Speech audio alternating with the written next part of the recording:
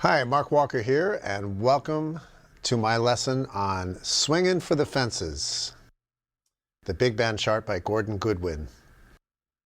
What we're going to talk about in this lesson is the origin of the tune, the form and structure, the groove and feel, alternate orchestrations, section figures, ensemble figures, and improvisation. Now, firstly, this tune is actually based on Sweet Georgia Brown, which was written in 1925 and performed by everyone from Charlie Parker and Dizzy Gillespie to Bing Crosby to Louis Armstrong. So it's the same tune, same structure, but different melody. And the form is 32 bars. So in this chart, it never deviates from the 32 bar form. So you can always count through one chorus in 32 bars. Now, as far as the groove and feel, it's up-tempo swing, so the ride cymbal really is going to define how it's going to feel. What I chose to do in this tune was to play a pretty tight pattern with a more triplet type of feel. So I'll show you what I mean. Here it is slow.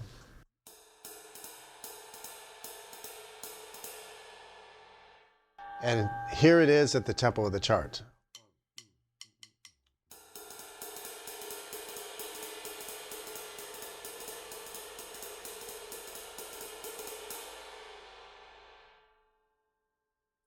So what you might notice in that is that there's an equal volume level of each quarter note. It doesn't necessarily emphasize 2 and 4. So that gives it a nice straight ahead forward motion and drive, which I like very much. Now, you could also approach it in a slightly different way, and you could play more of a rounded eighth note because the tempo is up enough where it would still sound good. So that sounds like this.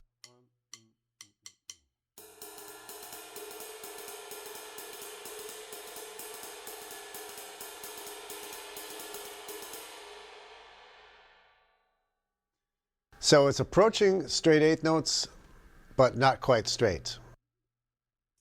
Now, as for the rest of the kit, whatever feel you establish on the ride cymbal, everything else on the kit should be in line with that. If you're playing more of a triplety kind of feel, all your comping figures, basically your offbeats, should work with that feel. So I'll demonstrate something along the lines of what I played.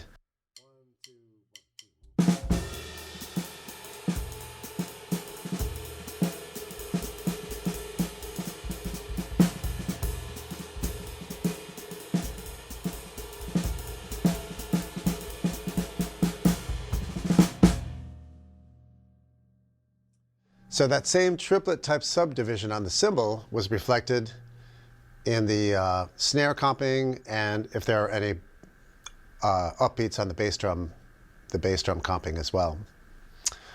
Okay, now speaking of groove, there are many different ways to play this chart, and I started on brushes on the piano intro, the first chorus, and went to sticks immediately after that when the melody came in, playing the ride cymbal.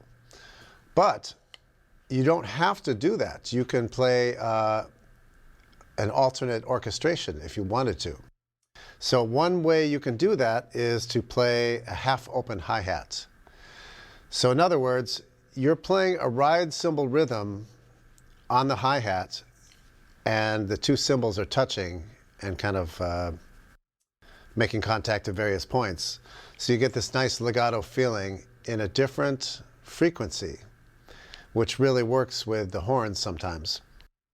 So here's a demonstration of that.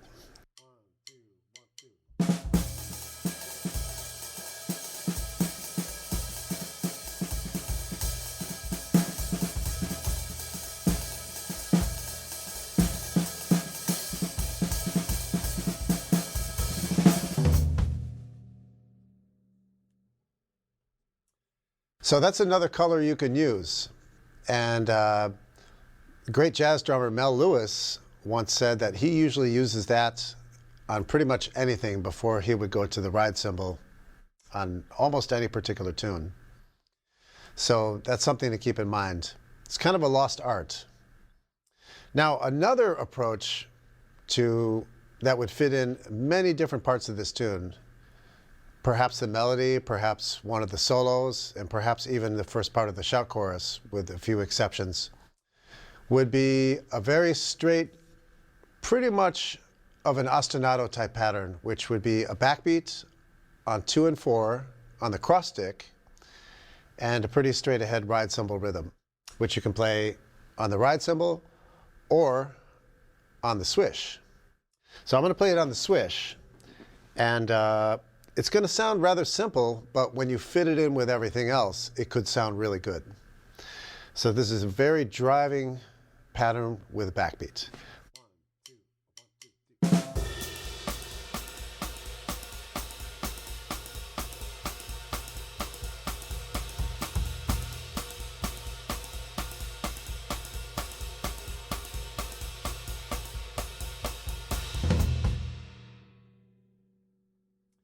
So you might notice I was feathering the bass drum, playing soft quarter notes, because on a groove like this, you need some support from underneath.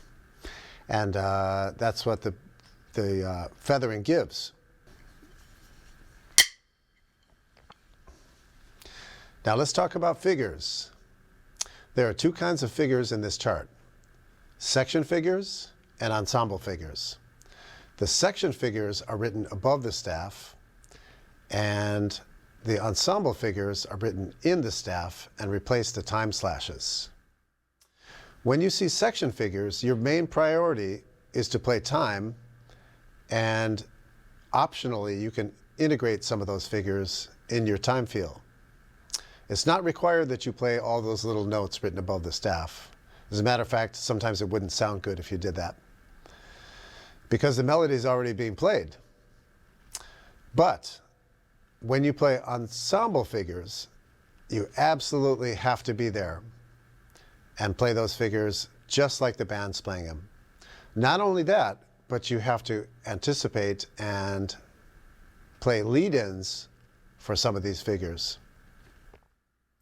Usually if you play something a quarter note before a figure, it sounds good as a setup or a lead-in. So for example, if you have a hit on the and of 1, if you play a note on 1 and then you play the and of 1 with the band, that gives the band what it needs to hear to keep their place in time. So let's check it out. I'll play a figure on the and of 1 long with the band.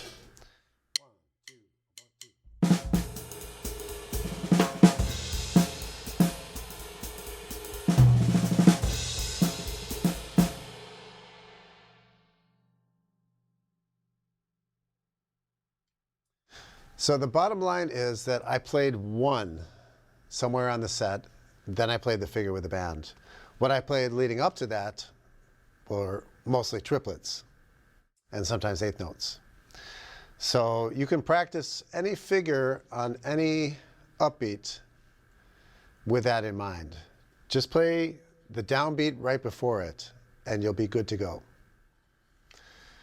Now let's talk a little bit about improvisation and fills. Some of the fills that would be useful in this chart would be triplet fills. And what I would suggest is working out a sticking where you're very comfortable playing different accents within triplets. So you could start by perhaps playing a 6-stroke roll and accenting on 1 and 3. 1, 2, 1, 2, 3, 4. Then you can practice accenting on 2 and 4. 1, 2, 1, 2, 3, 4.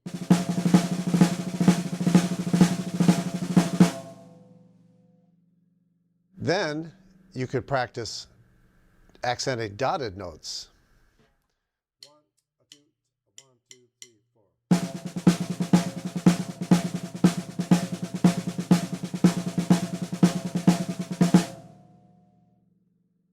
4. And here it is up tempo. 1, 2, 1, 2, 3, 4.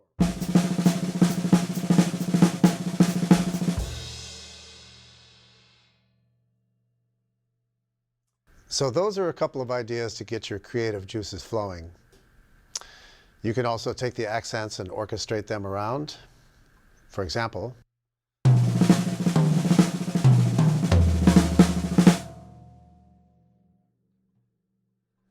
and all these triplets are based on more or less the 6-stroke roll.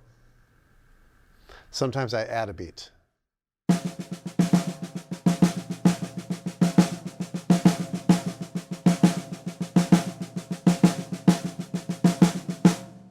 What we talked about today was the origin of the tune, form and structure, groove and feel, alternate orchestrations, section figures, ensemble figures, and improvisation.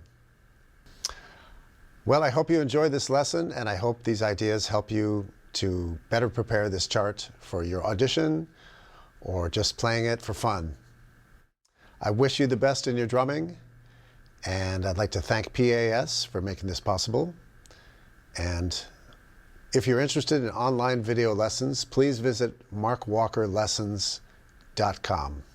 Thanks very much.